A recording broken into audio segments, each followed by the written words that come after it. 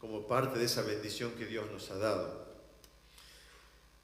Hermanos, hay momentos que parecen eternos.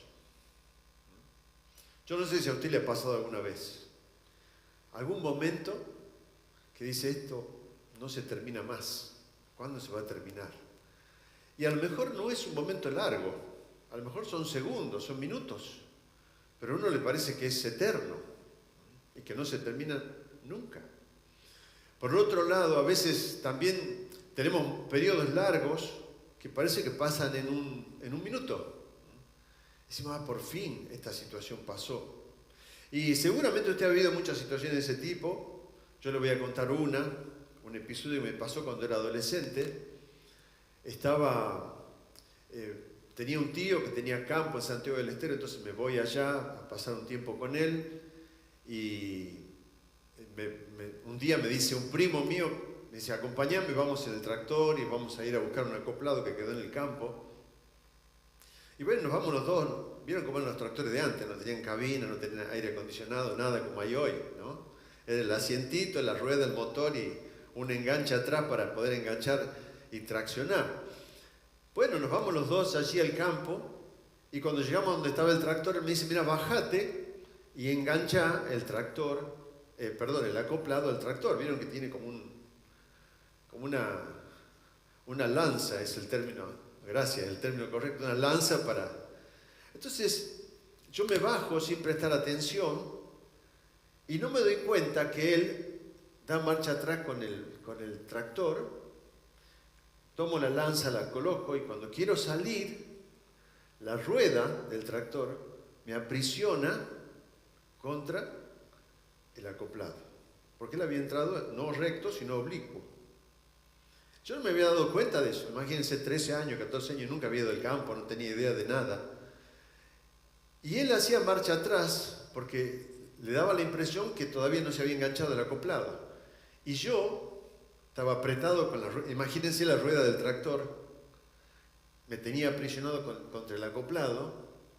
Y ahí me di cuenta de un principio que después como médico lo aprendí, que cuando vos aprisionás el diafragma, no podés respirar. Entonces yo quería respirar y no podía. Y lo otro que aprendí es que el diafragma es fundamental para hablar. Porque quería hablar, quería decirle, me estás aprisionando y no podía. Y en mí pensé, bueno, ¿cuánto va a durar esto? No puedo respirar. Bueno, gracias a Dios, ustedes vieron que no pasó a mayores porque estoy aquí. Pero fueron segundos que parecían minutos, que parecían eternos. Y sentir que el aire no entraba, sentir que no podía hablar, digo, ¿qué hago? Y muchas veces en la vida tenemos situaciones límites donde no sabemos qué hacer. Estamos aprisionados, estamos, como me pasó a mí, con esa sensación de opresión, ¿no? Y yo quisiera, hermanos, que compartamos la historia del pueblo de Israel cuando el pueblo de Israel vivió una situación así. Pero no para que, simplemente por un dato histórico, sino para que podamos comprender qué es lo que hace Dios en esas situaciones. Y dice la palabra, vamos a leer Éxodo capítulo 14, Efesios no habla de esto. Éxodo capítulo 14. Ustedes saben que el pueblo de Israel había estado 400 años cautivo en Egipto. Y Dios, a través de Moisés, y ustedes recuerdan las plagas de Egipto, recuerdan, todo lo que ocurrió, el pueblo es liberado y empieza a transitar el camino hacia la tierra prometida, hacia donde hoy está, ¿no es cierto?, la nación de Israel.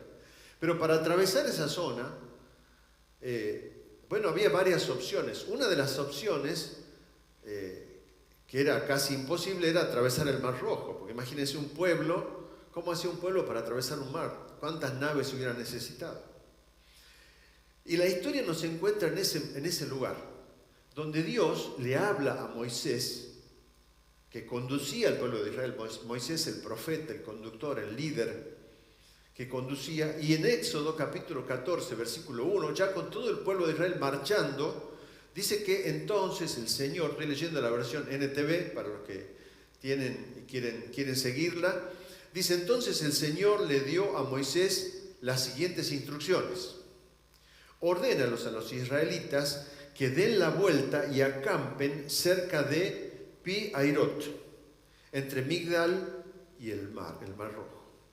Que acampen allí a lo largo de la orilla, frente a Baal-Zephón. Y esto le dice Dios a Moisés. Entonces el faraón pensará, los israelitas están confundidos, el faraón era el rey de Egipto. Quedaron atrapados en el desierto porque el faraón, cuando el pueblo de Israel se fue, se quedó muy molesto porque finalmente le tuvo que dar la libertad. Está bien, habían sufrido muchas plagas, ¿no? Ya no le quedaba otra, pero no por eso se sentía contento y él quería volver a conquistar al pueblo y volver a traerlo como esclavos. Entonces dice, el faraón pensará, los israelitas están confundidos, que quedarán atrapados en el desierto. Y una vez más, endureceré el corazón del faraón y él saldrá a perseguirlos. Dios le dice eso a Moisés. Lo haré así para manifestar mi gloria por medio de Faraón y de todo su ejército. Después los egipcios sabrán que yo soy el Señor. Así que los israelitas acamparon donde les dijo. Se quedaron allí, al borde del mar, donde Dios les había indicado. Dios le da instrucciones precisas a Moisés y el objetivo de Dios es que la gloria de Dios se manifieste. Pero yo también veo otro objetivo que después lo vamos a ver, y es que Dios, de alguna manera, también quería probar la fe del pueblo de Israel, aunque su propósito inicial era mostrar su gloria. Y ya hemos hablado otras veces, ¿qué es mostrar la gloria de Dios? Es mostrar la presencia activa de Dios entre nosotros. Esa es la gloria de Dios. No es algo, a veces uno dice, uy, la gloria, y uno se imagina algo etéreo, una luz brillante, no sé, yo me la imaginé muchas veces así, ¿no? Pero la gloria de Dios en realidad tiene un impacto en nuestra vida diaria, en tu vida y en mi vida. Allí Dios se muestra entre nosotros. Se muestra cuando una persona es transformada, cuando una persona de repente estaba sin esperanza y vuelve a tener esperanza, cuando una persona que estaba desahuciada de repente dijo, bueno, ahora encontré de nuevo el sentido para mi vida. Cuando una situación que parecía que no se podía solucionar de ninguna manera, de repente Dios obra un milagro allí y la soluciona. Y Dios se muestra, la gloria de Dios se muestra entre nosotros. Ahora, el apóstol Pablo, escribiéndole a Santiago, le dice, tengan por sumo gozo cuando se encuentren en diversas pruebas, sabiendo que la prueba de vuestra fe produce paciencia. O sea, la prueba que nuestra fe, nuestra confianza en Dios sea probada, dice el apóstol Pablo, trae un resultado. Y ese resultado es que aprendamos a confiar en Dios, a depositar nuestras cargas en Dios y a no asustarnos y obrar conforme a nuestro criterio. Y esto es la prueba en la que estaba justamente el pueblo de Israel. Ahora, hay pruebas que son a veces raras, ¿no? Miren, yo le voy a contar uno que me contó una persona, para mí fue rarísima. Este hombre un día estaba orando a la mañana haciendo su devocional y de repente siente de parte de Dios como una orden. Que Dios le decía, mira, ponete remera, pantalón corto, zapatillas y ponete una media azul y otra roja hasta la rodilla. Y este muchacho dice, ¿cómo? Sí, y una vez que te vistas así, andate hasta la autopista, vamos a suponer la avenida Circunvalación, y te estacionás debajo de un puente y te bajás del auto. Y él dice, Señor, no puede ser que me estés diciendo esto. Es una locura, ¿cómo voy a hacer eso? Y él sentía ese impulso de parte de Dios que tenía que hacerlo. Bueno, te la hago corta, finalmente lo hace, le pide a alguien, dice, acompáñame porque van a pensar que estoy loco, ¿no? Entonces va, lo hace, se baja del auto, se para detrás del auto con una media azul y otra roja y se quedan esperando ahí. Y al rato de ellos estaban charlando, que ellos se pusieron a charlar de otra cosa, se estaciona una camioneta delante del auto de ellos y se baja un hombre y le dice, no lo puedo creer. Hoy yo le pedí a Dios que si Él exista, que yo encuentre debajo de un puente a un hombre con una media roja y una media azul. Y ese hombre ahí entendió que Dios existía. su prueba de la existencia de Dios y conoció a Dios y su vida fue cambiada. Ahora, fue una prueba ridícula, absurda. Sin embargo, por eso yo digo, a veces Dios nos pone en prueba que no entendemos, ¿no? Pero siempre hay un propósito detrás de eso. Y hermanos, Dios ordena según su plan, porque Él sabía lo que iba a pasar con el faraón. Y Él quería manifestar su gloria por medio del faraón. ¿Manifiesta a Dios en tu vida su gloria? ¿Lo ves actuar? ¿Lo ves a Él en lo que pasa en tu vida? ¿Es soberano sobre tu vida? ¿Confías tu vida en las manos de Dios? En todo, para que Él actúe, para que Él obre, para que Él te cambie, para que actúe en tus situaciones difíciles. Moisés entendió lo que Dios le pidió y actuó. Yo no sé qué hubiera hecho en lugar de él. Yo le he dicho, pero Señor, está el mar, acá estamos encerrados. Si viene el faraón con todo su ejército, ¿a dónde nos vamos? Sin embargo, Faraón creyó a Dios, le creyó a Dios que Dios iba a manifestar su gloria. No sabía cómo. Porque Dios no le dijo, lo voy a hacer de esta manera. Simplemente le dijo, lo voy a hacer. Vos vas a ver mi gloria. Pero Moisés no sabía cómo Dios lo iba a hacer. Entonces, la fe de Moisés también se puso en práctica. Y él dijo, bueno, vamos a acampar aquí, Señor, donde vos lo dijiste. Y Dios le habló a Moisés. A veces pienso, ¿te habla Dios? ¿Me habla Dios? ¿Dios tiene un contacto directo con vos? ¿Entendés lo que Dios quiere hacer en tu vida? ¿Estás pensando y recibiendo? ¿Tenés un nivel de confianza como para decir, Señor, esto que vos me pedís es absurdo? ¿Por qué le voy a ir a pedir perdón a esta persona que me ofendió si él me ofendió? Él tendría que venir a pedirme perdón a mí. ¿Por qué voy a amigarme con esa persona que no me quiere? Es absurdo. ¿Por qué me pedís esto? Era absurdo lo que Dios le estaba pidiendo a Moisés desde el punto de vista estratégico. Era absurdo. Sin embargo, Moisés dijo, sí, Señor, lo voy a hacer. ¿Qué nivel de confianza? ¿Qué nivel de fe? ¿Cuántos desafíos él supo aceptar? Y hermanos, ¿cuántos desafíos de este tipo Dios probablemente tenga para tu vida? Tenga para mi vida. Simplemente está esperando que nosotros digamos, sí, Señor, acepto. No lo entiendo. No sé cómo lo vas a hacer, pero por fe lo creo. Y por fe me animo y por fe lo hago. Y esto fue lo que hizo Moisés. Y Moisés es un ejemplo para nosotros en ese sentido. Pero miren lo que va a pasar ahora. Dice, siguiendo la lectura de Éxodo capítulo 14, en el versículo 10, dice que entonces, obviamente, el faraón prepara su ejército y sale a perseguir a Israel. Y dice que mientras el faraón, obviamente con todo su ejército, se acercaba, los israelitas levantaron la vista y se llenaron de pánico al ver que los egipcios los alcanzaban. Entonces clamaron al Señor y le dijeron a Moisés, ¿por qué nos trajiste aquí a morir en el desierto? ¿Acaso no había suficientes tumbas para nosotros en Egipto? ¿Qué nos has hecho? ¿Por qué nos obligaste a salir de Egipto? ¿No te dijimos que esto pasaría cuando aún estábamos en Egipto, o sea, antes de salir? Te dijimos, déjanos en paz, déjanos seguir siendo esclavos de los egipcios. Es mejor ser un esclavo en Egipto que un cadáver en el desierto. Miren ustedes lo que pasa. De repente, los israelitas miran la realidad. ¿No te pasó que tu fe desfallece cuando miras la realidad?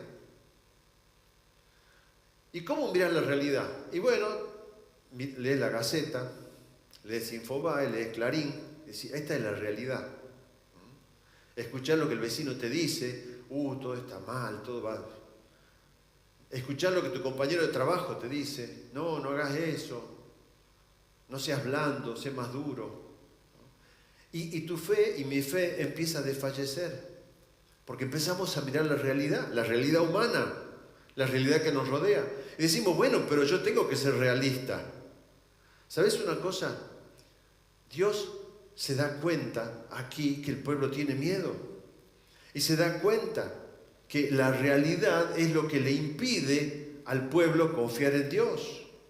Ellos estaban, obviamente, había una situación que ellos estaban entre la espada y la pared, ¿no es cierto? Porque de un lado tenían a los egipcios y del otro lado tenían al mar. Entonces su fe desfalleció. ¿Cuántas situaciones hay en nuestra vida cuando nuestra fe desfallece? Yo tenía la rueda del tractor de un lado y tenía el acoplado del otro. Y tal vez tenés situaciones así en tu vida donde parece que estás aprisionado, ¿no? Y tu fe empieza a decaer porque decís, ¿qué va a pasar con esto? Es más, yo muchas veces pienso, pero sería lindo no vivir esas situaciones.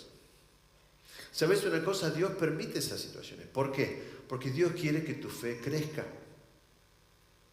Y no es malo estar en estas situaciones. ¿Por qué? Porque estas situaciones nos llevan a una dependencia mayor de Dios. Nos llevan a un conocimiento mayor de Dios. Nos llevan a un conocimiento mayor de su persona. ¿Cómo es Dios?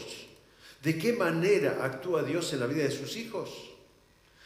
Por eso el apóstol Pablo le dice a Santiago, no te preocupes cuando estés en pruebas, no te preocupes cuando estés en situaciones difíciles. Al contrario, ponete contento. Yo sé que lo que estoy diciendo es una locura. Si usted le dice a alguien de la calle, mira, yo estoy contento porque estoy pasando por esta situación difícil, ¿qué te va a decir? Vos estás medio loco, estás chapa. ¿Cómo vas a pensar eso?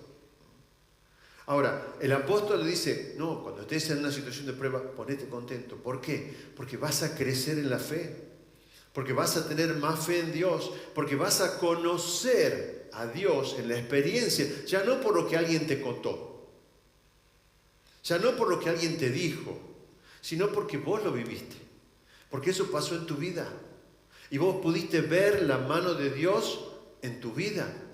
Y eso acrecienta tu fe, te da confianza para el futuro, te ayuda a enfrentar aún situaciones mucho más difíciles que pueden venir después y salir triunfante. Y esto es lo que el pueblo de Israel estaba allí, en esa situación, puesto para ser probado. Y dice la lectura en Éxodo capítulo 14, versículo 13, seguimos la lectura nuevamente de Éxodo, pero Moisés reaccionó. Y miren ustedes lo que dice Moisés. Le dice, no tengan miedo. Hay algo que yo siempre, ustedes ya me lo han escuchado muchas veces decirles.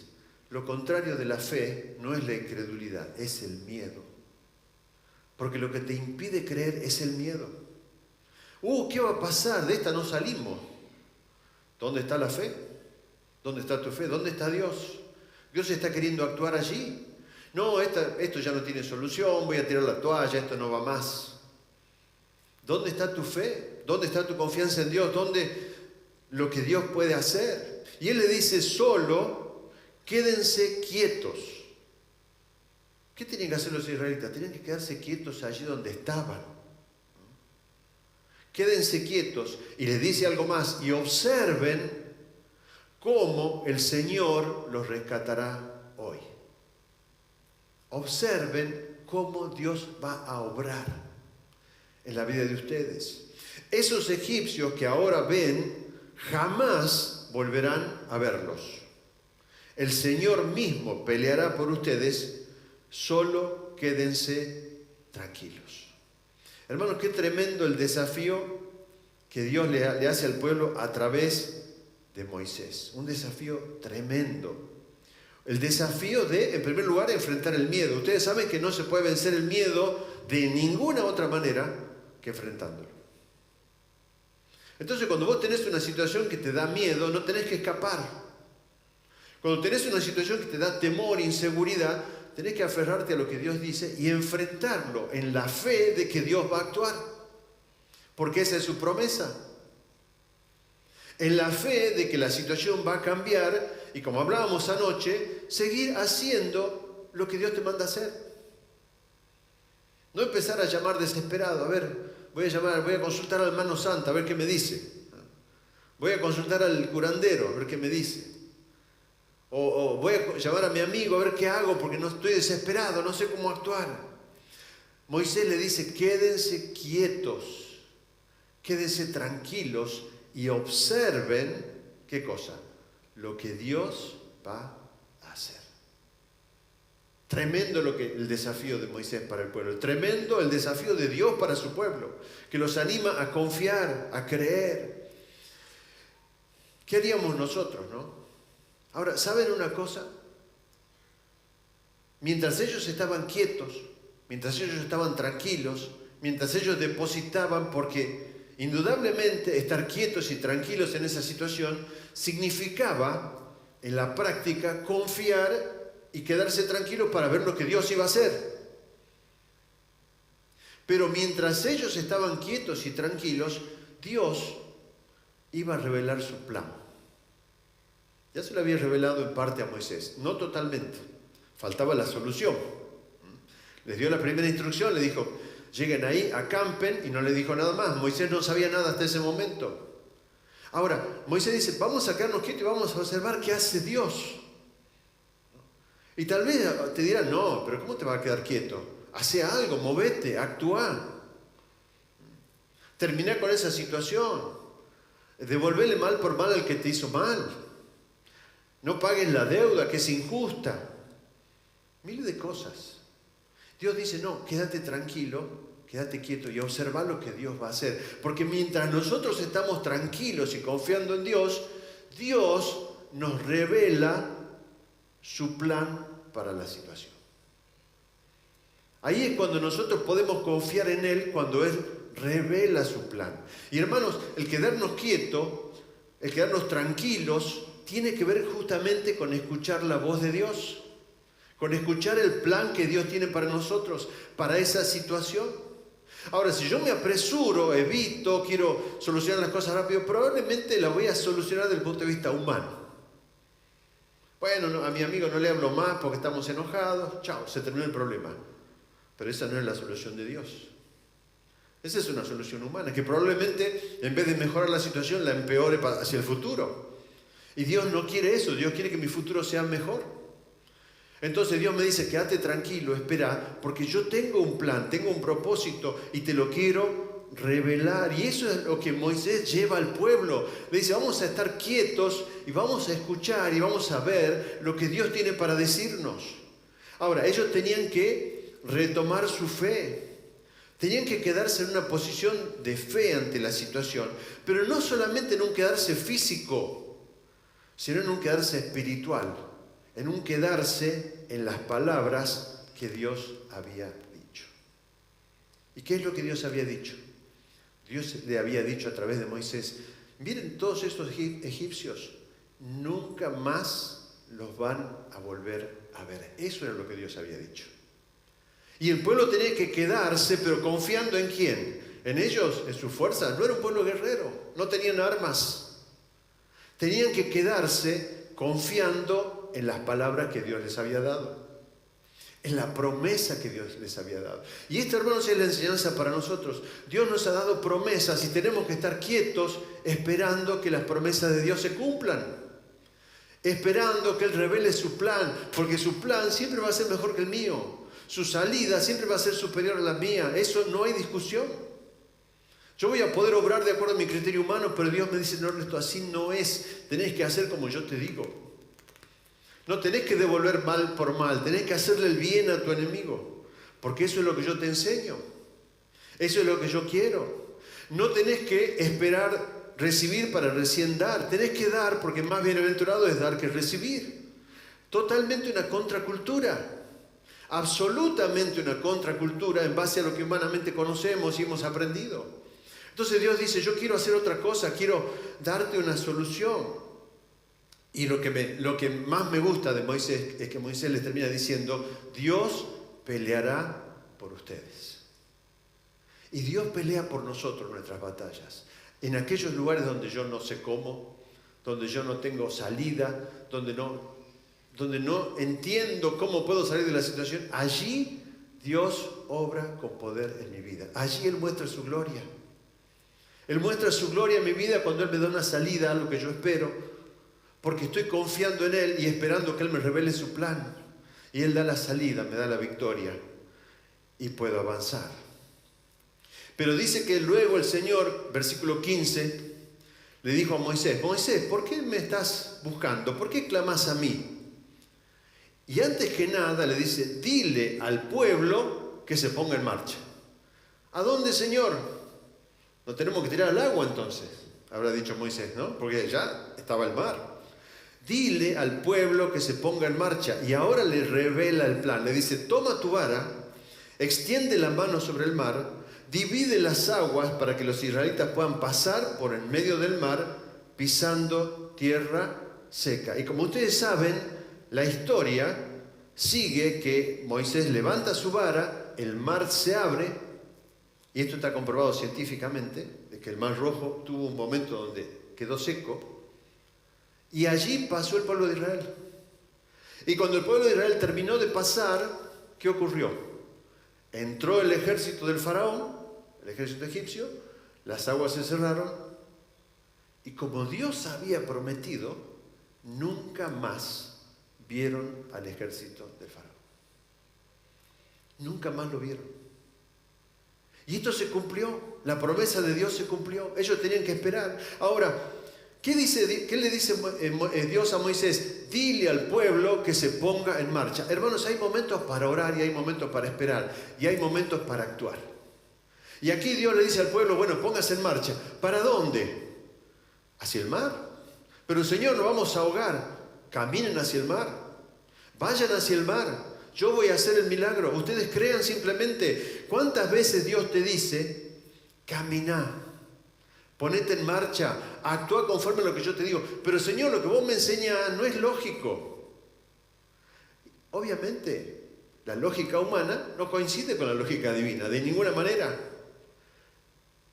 ¿Cuántas veces Dios dice, Ernesto, tenés que amar aunque no te amen? Tenés que buscar el bien de tu enemigo. Señor, pero es difícil, ¿cómo voy a hacer?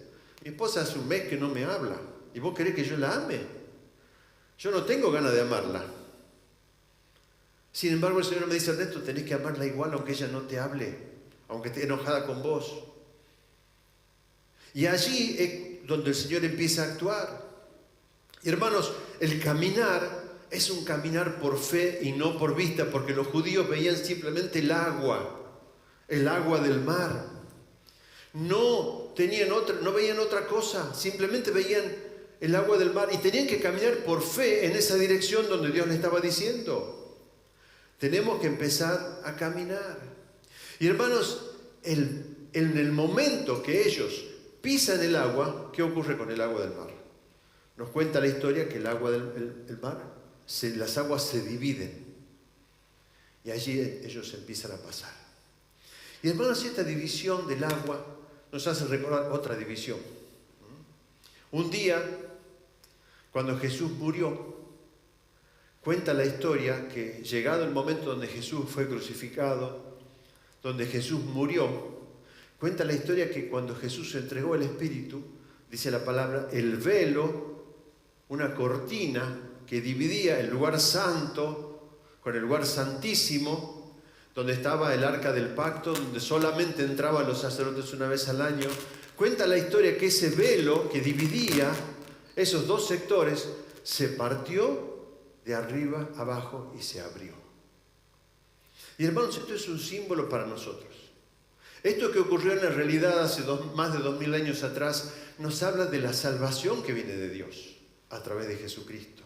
Las aguas que se dividieron en aquel momento eran una premonición de lo que iba a pasar 2000 años después, cuando Jesús muriera y el velo del templo se rasgara por la mitad. Y ese velo del templo que se rasga por la mitad, que divide, nos permite la entrada a todos nosotros a la presencia de Dios. Y esta es la obra de Jesús.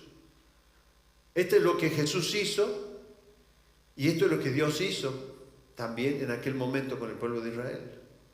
Ambas cosas nos hablan de la salvación. Ambas cosas nos hablan del poder de Dios. Ambas cosas nos hablan de la gloria de Dios, de la bondad de Dios, de la misericordia de Dios para nuestra vida.